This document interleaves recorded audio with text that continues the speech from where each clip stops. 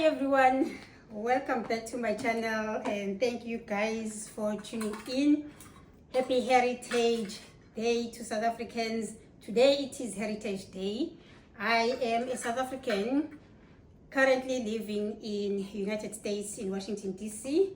To be precise, I want to talk to you guys now that it's Heritage.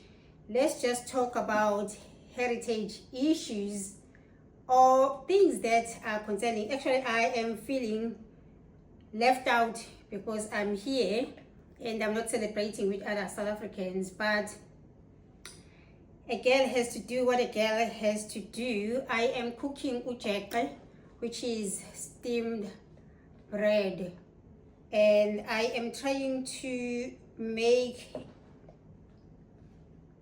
not too much of it. I hope this is not gonna be too much because it's only me and my husband here and we don't want to have quite a lot. So I've just put in all-purpose flour right now, and then I have active dry yeast that I'm putting in. I have cooked this several times on this channel.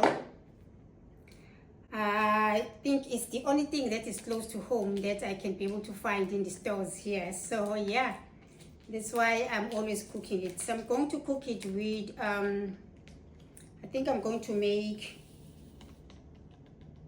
I'm going to make beef stew, or I am going to make beans with beef as a soup. I think I'm going to make that. I'm going to make a soup, a bean soup, a beef. I'm going to make a beef and bean soup, if I can explain it correctly. Okay, I've just put in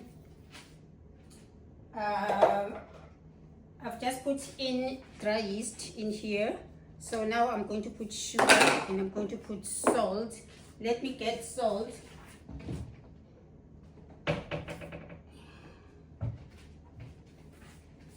And I'm also going to put salt, so it's going to be scrumptious.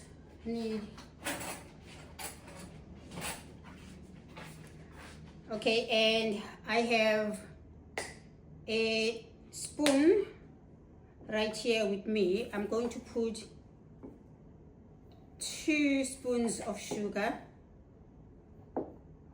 and then I'm going to put just almost a teaspoon of salt, nothing much. So I'm putting salt just to balance everything. So guys, I just wanted to talk to you guys. You know, there are so many things that happen with South Africans that are living abroad, and I'm sure we don't get to hear about those stories because sometimes it's not news to be spoken about. But since the invention of YouTube and social media, we are getting to know about other people's stories these days. So I have a friend, actually we have a family friend, if I can put it that way, that we met in London in 1990, no, 1990, yeah, 1992, actually, not 1991, in 1992. This friend was from South Africa and she had been living in the UK for quite some time. So when we arrived, they were one of the people who received us very well in the UK, and we got to, you know, live with them and enjoy life with them. I am putting warm water here. I had already warmed the water, so it's very warm. So this family friend passed away this year. She had been living in the UK for probably close to what now, 40 years? Because when we found her there, she had been living in the UK for quite some time. So she just passed, and she was in her 70s, late 70s. Her children, she had 2 children, her children had grown, and they grew up in the UK, in London. Yes, they were visiting now and again in South Africa just to visit family and go back.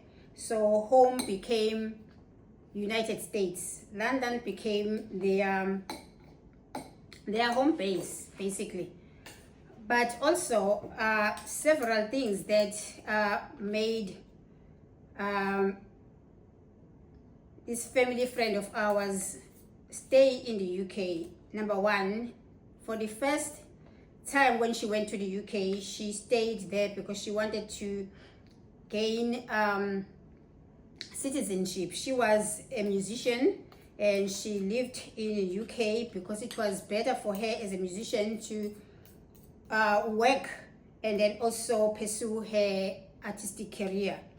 Something that usually it's not done in South Africa. Mostly artists, especially musicians, once they start pursuing music as their career, they drop everything, and then they are always chasing money through music. So she decided to go to the UK. Actually, she was very, very, very talented, extra talented. So she performed in the UK in different venues in London, everywhere. And there were a group actually from South Africa. She was not the only one, but she found home in the UK and then decided not to come back to South Africa up until she gained citizenship in the UK, and she gave birth to kids in the UK, and those kids grew up in the UK. Yes, they knew of home, they knew of her friends like us. So when she passed away this year, they were able to let us know that she has passed. She worked for a very known broadcast company in the UK, and she did very well actually for herself. But you know, there's one thing that she probably didn't do. She didn't think of old age and coming back to South Africa to retire in South Africa. Or maybe she was not thinking of it because she felt like she was still okay. She was still fine health-wise. And when she passed away this year, we all thought, oh, well, what are the kids going to do now? Because, you know, when something like this happens, one has to come back home. One has to be buried at home, like we all do as South Africans. You know, we love home. We have a culture of being buried in the grave. So, and then our children can come visit our graves and blah, blah, blah, even when they are overseas and all that kind of thing. So she made a decision on her own when she noticed that there's nothing much for her back in South Africa. She decided to tell her kids that she would like to be cremated when she passes away, because if she goes back to South Africa as a dead person, isitumbu, that will require her to have a home where the funeral is going to come out. That will require her children to have a home where she's going to be buried.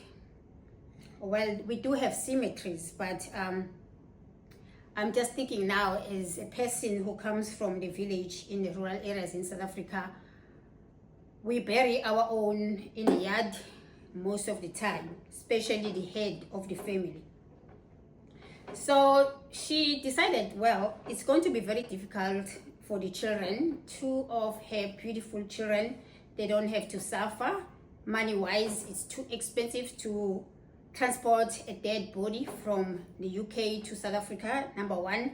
And then number 2, she thought about leaving money to her children instead of the money wasted on the funeral. That's what we were told, right? And then it made me think a lot. I am over 50 right now. My husband is 60, he's in his early 60s. And I have been just thinking about this a lot and saying, well, I have lived in South Africa actually all of my life, except when I had to travel somewhere, or the days when we used to live here in the United States when we were younger and going to university, and the days when we lived in London when we had to go also for education. We came back to South Africa and we lived most of our times in South Africa, built our careers in South Africa, and then also build our homes, right?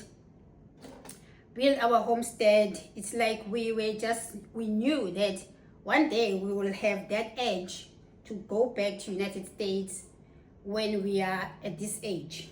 The reason why we came back also is just for nothing but personal pleasure. We just wanted to do things that we feel like we want to do at this time. My husband loves to teach, and I love to be an entrepreneur, and I don't need to be there for my business. But yeah, we decided to just do that at this moment. Not everybody else has a privilege to do that, right? So the reason why I'm telling you guys about this story is because it made me think so hard about, first thing, culture and the influence of our choices and what we choose, how we choose to live when we are younger, and how it affects us in the later stage when we are living in the diaspora. When we leave our homes in Africa to go find work and find a better life outside of Africa, this notion of working overseas without having to go back and build at home for your retirement is going to hit a lot of people, or it has started hitting a lot of people. This is not the first friend of ours who has died overseas. The other one had to be transported back to South Africa, also a musician, and it was very, very difficult. We all had to come in, gather something so that she can be transported back here, and it's very, very expensive for a body to be transported. But what I want to talk about is the fact that as much as we can say there are preferences for people on how they want to be buried, some way and somehow our culture has been us being buried on the ground, not being cremated. Can it happen that we are now resorting into cremation when we are living abroad and we are old and passing away abroad, rather than being buried, traditionally? I will say traditionally because it has never been much of a culture for us to be cremated, especially Black South Africans. We usually go to the cemetery and bury somebody else, leave them there, and also that our children can go to the grave and talk to them as ancestors, the thing. So religiously we differ. That's very true. We all differ. Let me get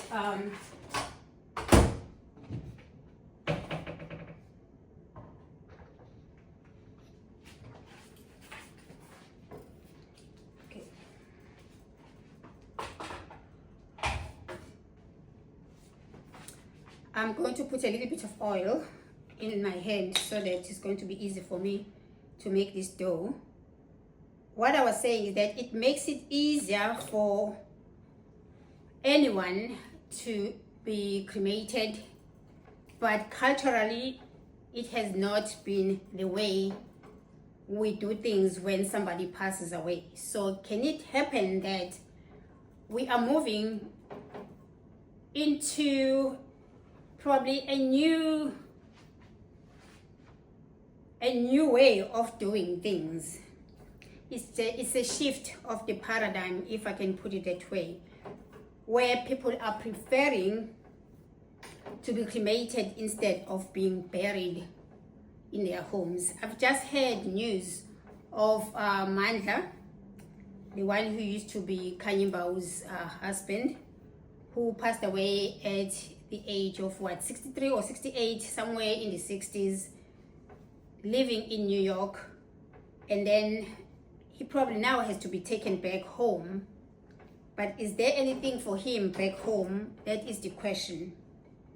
The moral of the story is just to let you guys know that we need to get into the habit of the rest of other Africans. I have met a lot of Africans that are living here in the United States, especially Kenyans and Ghanaians and those who are coming from Nigeria. They are all over around here.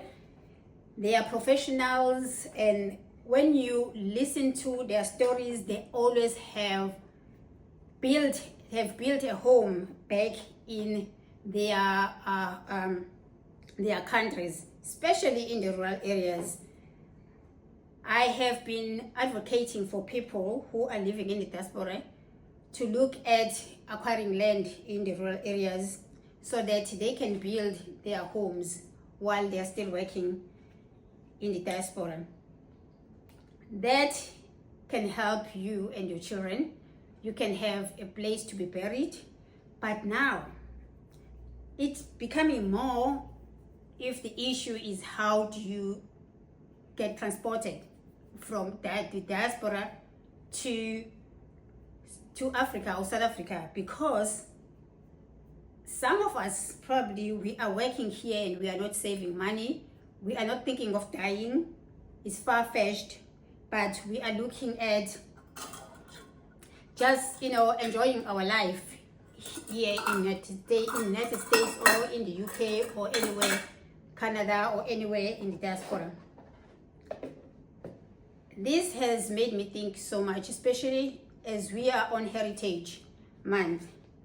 And I just want to ask, are we now departing from our cultures because it's becoming difficult for us to bury each other the way we used to bury? Are we departing from our culture when we are choosing to be cremated abroad and then taken back to our homes or in our continent, in Africa as ashes? Let me know, because it made me think. I have never thought of it. I am over 50, as I'm telling you. So it's one of those things that one needs to think about. So let me know what you guys are thinking, especially those who are living in the diasporas. There are a lot of people from the Caribbean who are living in the United States and in the UK. Have you ever thought of that? And what is the best way? Are we really departing from our culture of being buried on the ground and now we are being cremated because we are trying to save money? Or what is going on? Are we taking care of ourselves? What are we doing? I am not blaming anybody who has decided that they will be cremated and they will be taken back home in ashes.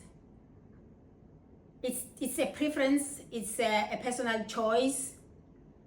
It's what somebody thinks of. I mean, like, probably those people are thinking better than those who believe that they need to be taken home as they are and be buried at home on a big funeral with all the people who know you. I'm just scared. I just don't want to make you scared also, but I just wanted us to think about what has changed and are we accepting that change, because it's possible for that to happen. It can happen to anyone, and by the time it happens, probably you haven't even saved or haven't done anything financially for your body to be taken back to Africa. I thought let's just think about that. It's something to think about it. I know in Africa we have different religions, but I'm just talking about now the culture, especially South Africans. I know that we are very much deeply involved in our culture in such a way that, yes, a majority of us still, praise their ancestors, still think their ancestors are also the angels of God that are looking down to them and providing them fortune, happiness, and everything that they ask for. So we cannot pretend as if that is not the case, but I felt like I just need to talk about it on this Heritage Day and Cultural Day. And what do we tell our children? Where do we go from now on? Because yes, there are a lot of people who are older, who are living, especially South Africans, because there are no jobs and coming to the diaspora to look for work. If it happens, what would you do? I just want to know from you. Anyway, let me just put this in the oven. That's the only way I can make it quickly to rise, because there's no sun outside and I'm living in the apartment. And then we will talk about this later, probably on the Sunday video. I'll refer back to this video, but I'm going to post this video tomorrow, which is a day after Heritage Day, because I just want to pick your mind and get to know what other people are thinking, because I'm also thinking, which way is better? Would you prefer to be taken back home on your ashes, or you'll prefer to be transported? If you prefer to be transported, are you saving for that? Have you prepared your home back home for you, for the home to receive you, so that you can have a very decent burial? Those are the things we need to think about. Those are the things we think about when we are at this age. But also, it's something that if you are in your 30s or in your 20s and you've just arrived in the diaspora, think about it, because the diaspora has a way of swallowing us. We keep on working and working and working up until we forget about back home in Africa. So just think about that. I thought I should just talk to you guys and share this. Let me put this in the oven, because I just want it to rise so that I can put it in the pot and then boil it. It's just basically cooked by boiling, and I'm sure you guys know of this.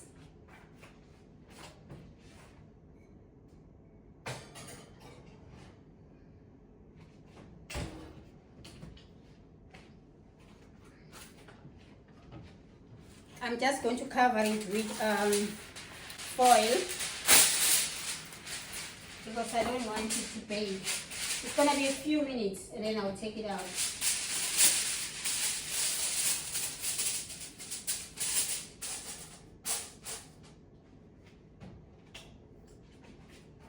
Okay, guys, just think about that.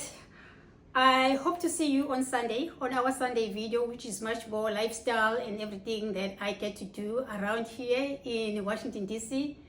Thank you for tuning in. Think about what I've just spoken to you about, and let's just discuss down below on the comment section. I want to learn from other people, and I want to understand what's in your mind. Probably you can even suggest things that other people have not been thinking about. So I'll see you guys on the next video. Bye-bye.